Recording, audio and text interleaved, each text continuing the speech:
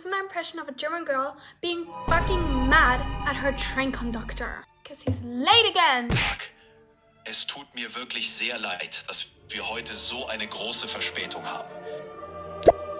Heute? Du bist fast seit 3 Wochen zu spät, ja? Ich verstehe voll und ganz. Ihr Frust ist absolut berechtigt.